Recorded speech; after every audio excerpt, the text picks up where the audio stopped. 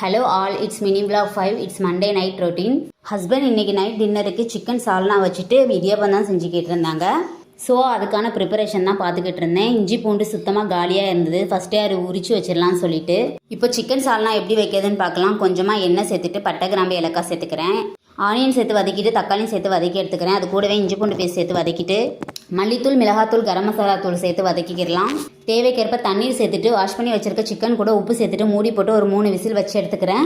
இப்போ இதுக்கு தேவையான மசாலா தேங்காய் கூட சோம்பு, முந்திரி பருப்பு சேர்த்து அரைச்சி அதில் சேர்த்துடலாம். ஃபைனலாக மல்லித்தலையை தூவி விட்டுட்டு ஒரு 10 நிமிஷம் கொதிக்க வச்சு இறக்குனா சூப்பரான சிக்கன் சால்னா ரெடி ஆயிரும். நீங்களும் ட்ரை பண்ணி பாருங்கள். சைட் பை சைடாக அது கூடவே சிக்கன் 65க்கு மசாலாவும் போட்டு வச்சுட்டு இப்போ இடியாப்பத்துக்கு அரிசி மாவில் கொஞ்சமாக உப்பு சேர்த்துட்டு வார்ம் வாட்டர் சேர்த்துட்டு கொஞ்சம் கொஞ்சமாக கலந்து எடுத்துட்டு இட்லி கொப்பரையில் இடியாப்பம் வச்சு விட்டாச்சு. சிக்கன் 65யும் சைட் பை சைடாக போட்டு எடுத்துக்கிட்டேன். இன்றைக்கான டே இப்படி தாங்க போச்சு. நெக்ஸ்ட் vlogல பார்க்கலாமா?